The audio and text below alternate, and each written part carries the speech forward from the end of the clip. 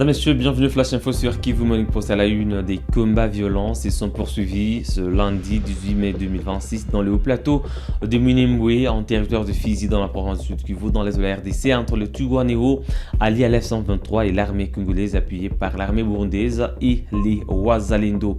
La société civile de Minembwe déplore les bombardements menés par des drones et des avions de chasse de l'armée congolaise enregistrés dans le village de Kalingi et Mikenge durant 2 jours et 2 nuits qui ont fait des victimes et causé des dégâts matériels. Suivez ici Moufaché Santos, son président. Je suis Santos Moufaché, président de la société civile de Minembwe. Je veux toujours encore lancer des cris d'alarme. Minembwe est toujours sous bombardement de drones, la nuit et la journée. Tout de suite, au moment où je vous fais cet audio, il y a toujours des bombardements côté Kakenge, Kalingi, Ilundu et aux environs. Et donc, je n'ai pas de bilan, mais sachez ça que vraiment nous nous adressons à la communauté internationale et aux médiateurs de plaider pour Minembwe. La population de Minembwe est en train de souffrir.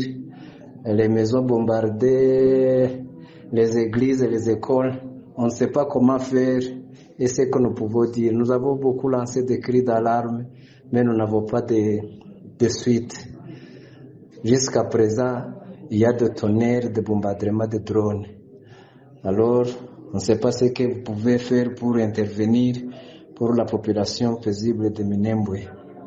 Le reste demain, je vais vous donner tous les détails des dégâts matériels qui se produisent depuis hier. Ce n'est pas seulement depuis hier, de toute la semaine. Donc, Minembwe reste toujours sous choc de bombardement de drones et les gens sont traumatisés. Alors, demain, j'essaierai de vous donner tous les détails. Merci beaucoup. C'est toujours à la une à Goma. Le maire Désiré Ngabo Kisuba a échangé avec le prophète intérimaire du Nord Kivu 1 sur le redressement du secteur éducatif et la résurgence d'Ebola. Les autorités ont insisté sur le respect des mesures d'hygiène dans les écoles afin de protéger les élèves contre la maladie. Le maire a également dénoncé plusieurs pratiques illégales dans certains établissements scolaires, notamment les frais supplémentaires et le manque d'hygiène. Hali ambao tuko naishi na ambao nyinyi wakomersa mko wanapitisha ndani hapa mji wa Goma, inaonekana la plupart des commerçants, je dis pas tous, au wanaangalia tu pesa, au waangalie maisha ya wakazi. Donc à tout prix au wako wanatafuta tu wapate pesa. Parce que ukaangalia même la plupart des produits ambao wako naenda wanauzisha watu, mtu atafika na kuuzisha bunga anakuambia ni ambale et pourtant ni bunga ambayo amesaga hapa. Mtu atakuuzisha mchele anakuambia ni ya Tanzania, kumbe sake yao peke ndio ya Tanzania mais contenu haiko ya Tanzania. Mtu atakamata anaona hapa kuko produit fulani iko sardine iko nini, anaenda bipirate au tayari kama aliweka ndani majeko au nini, analeta tu puke aweze kupata mafuta. Mtu anayua ke produit zimeshakuwa expire, banamwambia ziko Uganda na anatoka hapa na courage yote na anavuka Uganda, anayote anaenda waleta vitu vya kuharibika jua viuzishe hapa mu marché. Ile yote ni nyie watu ya fake. Tunapasha angalia secteurs zote za maisha, tunapasha kwa devoir voir et regarder si tout ce qui se passe dans la ville. Na hii question ya enseignement si hatuwezi kuiminimize, tunapasha weka nguvu. Donc tumesema probleme ya ile mato, tumezungumuza probleme ya kufukuza watoto kila siku kwa masomo. Wende uwaambie hatutaki kuisikia, lakini wazazi nao wasaidie kulipa walimu porque walimu nao waweze ishi mu condition za mzuri. Lakini tout ce que nous voulons ni mwingine mkwe quand même ordre. Ile mambo ya kufukuza watoto, ile mambo ya mapombe ku masomo, mais aussi pour question nyingine ya ile dada alisema pale juu ya hygiene. Sasa hiyo masomo njoo kwenye watu wangana ndani mapapier ma toilette. Peut-être aliogopa kuisema na ukiingia masomo hauwezi pata nafasi ya ukanyanga parce que partout ni uchafu. Donc vous ne nous aidez pas aussi à éduquer les enfants sur l'assainissement, la protection de l'environnement. Pourtant, ça devait faire partie des piliers majeurs même du système éducatif. Après, nous, on va commencer à sanctionner. Les taux de dollars, ça, ils viennent pour cambiste, ils 22 000, 23 000. Nous avons $100 en quelque bateau. On a demandé au $1 à l'être ma franc. En échange de ma franc, on a parti à 2300 francs, 230 000 francs. Ça, il est à quoi on a demandé que non, il faut que 310 000 francs. On a gagné, il est différent, c'est ni qu'on parle de Makuta. Fois nombre d'écoles, fois nombre d'enfants, mais il n'y a pas qu'à les mois. Makuta n'a plus qu'on ait une hôtel. Il faut qu'il y ait quand même de l'ordre dans le secteur, au cadre de base. Il faut que vous commune, on n'a pas chawé comme un dispositif d'hygiène. C'est déjà pas comme mairie, c'est tout qu'on a pigé, c'est qu'on gagne qui s'est fait. Alors les bourgmestres, moi il était médecin chef de zone, waweze kuwapatia ile makit, ikuwe mbegeti, ikuwe thermoflash, ikuwe kashne, ikuwe savo, na nyinyi muweke mai. Kila mtu yeyote mnataka ingia kulupango, mnapasha hakikisha kama ule mtu amenawa mikono na ule mtu amepimwa. Ikuwe commune, ikuwe ku quartier, ile kitu mnapasha kuitekeleza. Kitu kingine ni kuevite watu tu kufika vile wanaingiaka, hakuna cha anakuyafanya.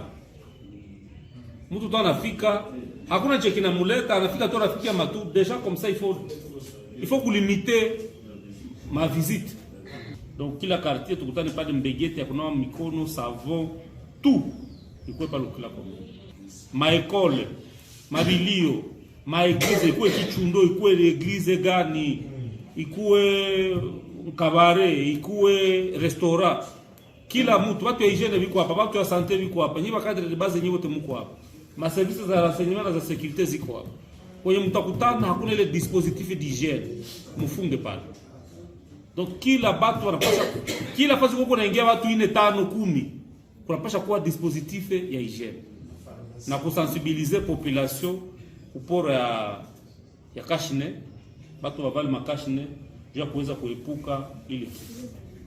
Mieux vaut prévenir que guérir. Direction la ville de Bukavu Sud Kivu, où le gouverneur de la province, Patrick Boussou Bwangui Chombo, a institué lundi une task force multisectorielle dédiée à la riposte épidémiologique contre les maladies à potentiel épidémique, notamment Ebola et choléra. Cette structure regroupe plusieurs acteurs du secteur de la santé, les autorités administratives ainsi que des partenaires techniques. Lundi 18 mai 2026, le gouverneur du Sud Kivu, Patrick Boussou Bwangui Chombo, a réuni en sa résidence officielle à Nyofu différents acteurs impliqués dans les efforts de prévention pour faire face à l'alerte sanitaire régionale de l'épidémie à virus Ebola, souche Bundi-Bugyo, ainsi que l'épidémie de choléra qui s'est déclarée dans les 3 zones de santé de Bukavu et dont l'épicentre est situé dans la commune d'Ibanda. C'était en présence des vice-gouverneurs Dunia Masumbuko Bwengedux et Gadi Mukiza Zambinesha. Les confessions religieuses, les autorités municipales et celles de la territoriale, le cluster santé des organisations humanitaires, les différentes associations des transporteurs, tous ont été mis à contribution par l'autorité provinciale en vue de coordonner les mécanismes de surveillance et de prévention épidémiologique en cette période d'urgence sanitaire. Si c'est ça ce que nous venons d'échanger avec son Excellence, avec tous les partenaires, pour qu'ils soient d'abord tenus informés, pour qu'ils puissent accompagner les efforts que les services techniques sont en train de mettre en place par rapport aux surveillances épidémiologiques. Et c'est ce qu'il a adressé aux différents partenaires, l'OMS, UNICEF, MSF Hollande et Espagne. Il y avait beaucoup d'autres partenaires et le message a été passé, c'est pour renforcer les équipes techniques que nous sommes de la division provinciale de la santé. Les chefs de l'exécutif provincial ont insisté sur la sensibilisation communautaire, sur les mesures barrières pour éviter la propagation des épidémies. Raison même du renforcement des dispositifs de prévention, des surveillances et des ripostes sur toute l'étendue de la province. Patrick Boussoubangui Nchombo a annoncé dans la foulée avoir activé les mécanismes de veille épidémiologique dans les structures de santé, les ports et dans les embarcations, les postes frontaliers, les marchés, les lieux de concentration humaine ainsi que les transports publics et privés. Dans un premier temps, d'abord que les gens respectent les nombres de passagers établis dans les bus et ensuite d'avoir des infectants au niveau de leurs véhicules et si possible aussi la population va d'entrer dans les points, c'est-à-dire dans les parkings, on doit avoir un seau là, des savons, pour qu'il y ait d'entrée, il faut qu'ils lavent leurs mains pour qu'ils puissent vraiment être propres et ne pas contaminer les gens. Donc de notre côté, nous avons dit c'est une bonne chose, nous avons fait respecter ça. Et donc moi je vous parle, nous allons commencer d'abord à sensibiliser. Côté taxi, nous avons dit que côté taxi, il faut que chaque taximan doit avoir aussi des infectants dans son véhicule.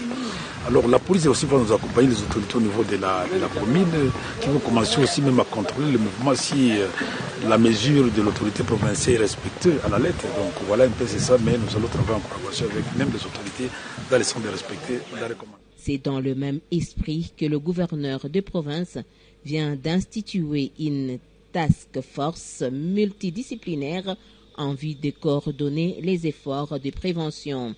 On a créé task force moya au niveau de la province, ndio inahusika na ile kitu. Wapatia numero vert ya kama kaya nini munaita. Mwile task force, je veux que ma commune zote tatu mutupatie le bourgmestre ni wote watatu muko hapa. Mutupatie kila mutu moya. Depuis l'annonce de l'épidémie partie de la province de l'Ituri, l'Organisation mondiale de la santé a déjà recensé plus de 265 cas positifs, dont 87 décès à ce jour. La province du Sud de Kivu n'a jusqu'à ce jour enregistré aucun cas positif, mais la vigilance reste de mise. Dans le même chapitre, à Kinshasa, le ministre de la Santé publique Samuel Roger Kamba rassure la population face à l'épidémie d'Ebola à Bundi-Bugyo en Ituri. Il explique que cette souche est moins létale que la souche Zaïre avec environ 30% de mortalité contre plus de 80%. Que Ebola Zaïre, que nous connaissons, pour lequel nous avons déjà eu plusieurs épidémies. Je rappelle que nous sommes à la 17e épidémie d'Ebola. Cela veut dire quoi? Cela veut dire que nous avons l'expertise de la prise en charge de cette maladie, expertise reconnue au niveau mondial. Absolument. Et d'ailleurs, le diagnostic même d'Ebola, c'est nous-mêmes. Ebola, c'est le nom d'une rivière de chez nous. Donc nous connaissons très très bien la maladie et avec l'expérience, nous connaissons tous les protocoles à mettre en place pour prendre en charge de cette maladie. Monsieur le ministre, nous aurons l'occasion évidemment demain après-midi, ou tout à l'heure, aujourd'hui après-midi, pour faire un briefing plus large et nous aurons évidemment le professeur Muyembe qui pourra nous faire l'historique autour de ces virus. Mais bien avant d'ailleurs qu'on termine, pour que vous puissiez rappeler les mesures préventives, mais cet après-midi, il y a une communication du docteur Muyembe qui tendait, en tout cas certains ont mal interprété cette communication. Qu'est-ce que vous pouvez dire à nos compatriotes pour qu'ils puissent être rassurés sur la compréhension globale de la nouvelle résurgence de l'épidémie, mais aussi sur les protocoles qui ont été mis en place pour bien le contenir? Alors, la première chose qu'il faut comprendre, que quand nous détectons une maladie, nous annonçons en ce moment-là. Sauf que quand nous détectons une maladie, cela veut dire qu'il s'est passé des choses avant.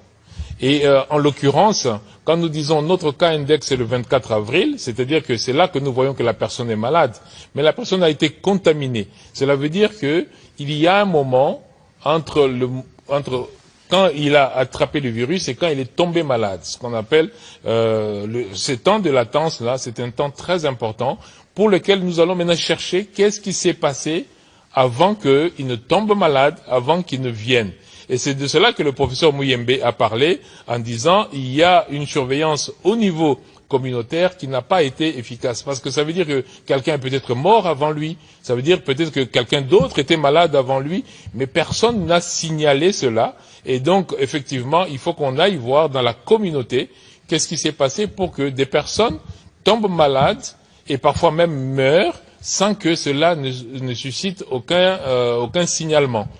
Et le professeur Muyembe a dit ça de manière synthétique, et je comprends que ça crée une polémique, mais l'idée était de montrer que au moment où nous avons le premier cas, il s'est déjà passé un certain nombre d'éléments que nous devons aller chercher. Et donc, j'ai été surpris moi aussi de voir que ces paroles ont été mal interprétées et ont été mal comprises. Mais il est clair que l'alerte qui fait bouger les systèmes de santé, c'est d'abord l'alerte communautaire. Quand on nous dit, il se passe quelque chose, parce que il faut... Madame, Monsieur, c'est tout pour le Flash Info de ce 19 mai 2026 sur Kivu Morning Post. Merci à vous de l'avoir suivi depuis à la fin. On se fixe un nouveau rendez-vous d'actualité d'ici et là. Portez-vous.